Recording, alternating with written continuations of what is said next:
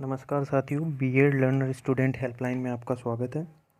आज हम आपके लिए जो समसामयिक डायरियों का जो वर्क होता है, आपको जो बीएड इंटर्नशिप के पहले डायरियाँ दी जाती है 10-15, उनका जो वर्क होता है वो करना दिखाएंगे।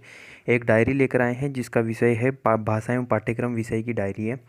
इसको बनाने की आज जो देखते हैं कि कैसे बनाई जाती है, किस प्रकार से इनमें जो कार्य किया जाता है। इनके अंदर लगभग 15 से 20 पेज होते हैं और इन पेजों को पूरा भरना होता है।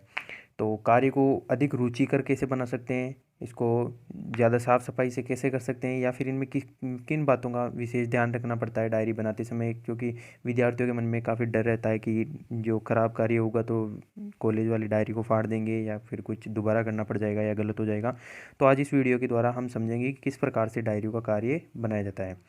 तो पहले हमारी जो डायरी है उसका विषय होगा भाषा एवं पाठ्यक्रम विषय। तो उसमें आपका टॉपिक एक जैसे कुछ भी टॉपिक आपको दे सकते हैं। तो जैसे हमारे पास जो टॉपिक है उसमें है भाषा प्रयोगशाला। जो भाषा प्रयोगशाला है वो क्या है, तो आप सबसे पहले इसमें आपको जो भी टॉपिक हो उसके बारे में आपको इंट्रोडक्शन लिखना है।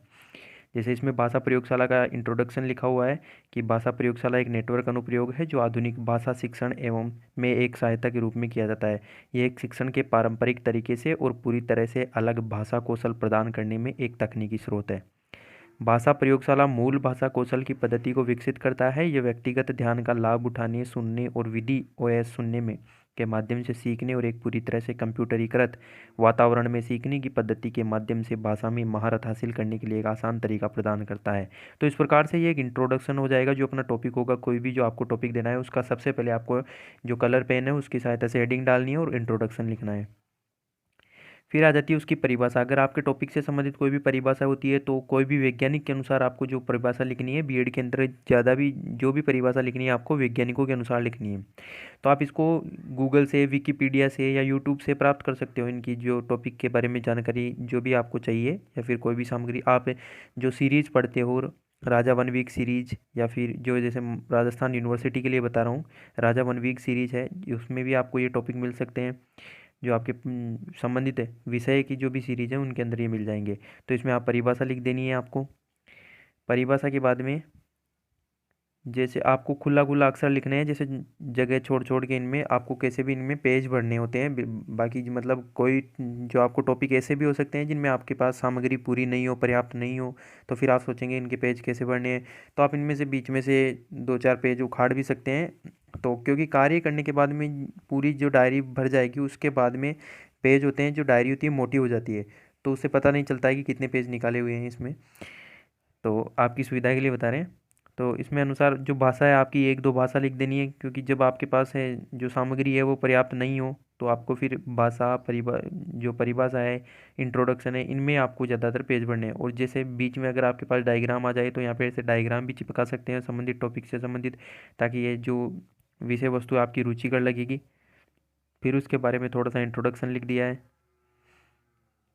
फिर आया है जो टॉपिक है उसकी उपयोगिता, भाषा प्रयोगशाला की उपयोगिता क्या होती है वो आ जाता है। यदि भाषा प्रयोगशाला और सामान्य कक्षा में समुचित समन्वय रहे तो भाषा प्रयोगशाला की उपयोगिता को नकारा नहीं जा सकता है। यहाँ इस बात का ध्यान रखना आवश्यक है कि भाषा प्रयोगशाला अध्यापक का प्रतिस्थापन नहीं कर सकती है। यह उसके अध्यापन कौशल में मात्र सहायक तथा पूरक का काम ही कर सकती है। तो इस प्रकार ये भाषा प्रयोगशाला की उपयोगिता लिख देनी है आपको।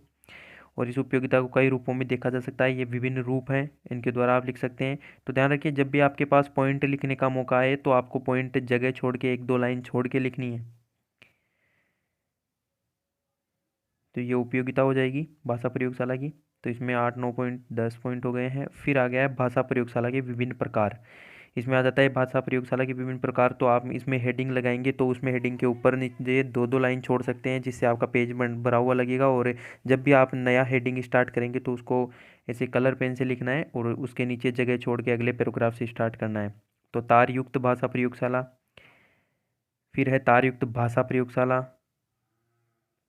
दूसरा है तीसरा है श्रव्य भाषा प्रयोगशाला, फिर आता है दृश्य श्रव्य, फिर आएगा श्रव्य सक्रिय भाषा प्रयोगशाला। तो इस प्रकार आपको अलग अलग टॉपिक्स लिखने हैं, जो आपके पॉइंट है वो उपयोगिता में आ जाएंगे। फिर है केंद्र संचालित भाषा प्रयोगशाला, फिर है व्यक्ति संचालित भाषा प्रयोगशाला, उभय संचालित भाषा प्रयोगशाला। तो आपको इसके जो टाइप्स हैं या इसके जो गुण हैं, विशेषताएं हैं, या आपको गूगल से प्राप्त कर लेनी है, विकिपीडिया से भी आपको मिल जाएंगे। फिर आया है लघुआकार भाषा प्रयोगशाला, मध्यम आकार की भाषा प्रयोगशाला, बृहदाकार भाषा प्रयोगशाला। फिर आया है भाषा प्रयोगशाला में आवश्यक उपकरण, कौन कौन से उपकरण भाषा प्रयोगशाला में चाहिए होते हैं। तो उसमें आपको थोड़ा सा इंट्रोडक्शन के रूप में उनके जो नाम लिख देना है, फिर बाद में उनका जो डिस्क्राइब करना है। वो जैसे टेप रिकॉर्डर है, ये देख लीजिए, टेप रिकॉर्डर में आप ये लिख सकते हैं। फिर आता है शीर्ष ध्वनि यंत्र।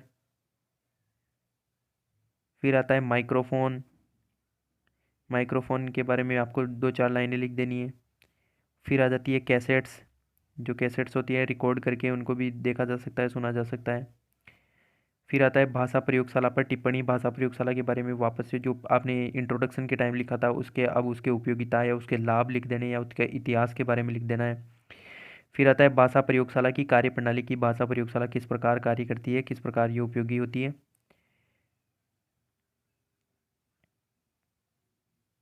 ये आ जाएगा भाषा प्रयोगशाला में। फिर टेप वाले टेप रिकॉर्डर में पाठ के 4 चरण, जिस प्रकार से आपको टॉपिक है, आपको जैसे आपको सामग्री मिल जाती है उसी प्रकार से आपको इसका वर्णन कर देना है। फिर दोहरे ट्रैक वाले टेप रिकॉर्डर के पाठ से भी चरण। फिर भाषा प्रयोगशाला की आवश्यकता हो गई कि भाषा प्रयोगशाला की आवश्यकता क्यों पड़ी हमें। नीड ऑफ लैंग्वेज लेबोरेटरी, भाषा प्रयोगशाला की आवश्यकता काल्पनिक शक्ति को विकसित करने हेतु, जिसके विभिन्न जो पॉइंट्स हैं वो आपको अलग अलग पेन से लिखने हैं, कलर पेन से, ताकि जो आप कार्य कर रहे हैं तो वो उसमें गलती भी होती है वो दिखाई नहीं देती है, जब इसमें ऐसे शुद्धता या फिर उसमें क्रिएटिविटी होती है तब। फिर आएगा निरीक्षण क्षमता का विकास करने हेतु। फिर अमूर्त विचारों को मूर्त रूप प्रदान करने हेतु भाषा प्रयोगशाला की आवश्यकता होती है। अगर काफ़ी स्पीड लग रही है वीडियो की तो आप इसे स्लो करके भी देख सकते हैं। विषय वस्तु को स्पष्ट प्रभावशाली बनाने हेतु, यह आ जाएगा इसमें। फिर है सहायक सामग्री के संरक्षण हेतु। फिर आ जाएगा आपका पॉइंट आ जाएगा भाषा प्रयोगशाला का महत्व, कि भाषा प्रयोगशाला का क्या महत्व होता है, ये इसमें आ जाएगा। फिर है भाषा प्रयोगशाला महत्व उपयोगिता की, इसकी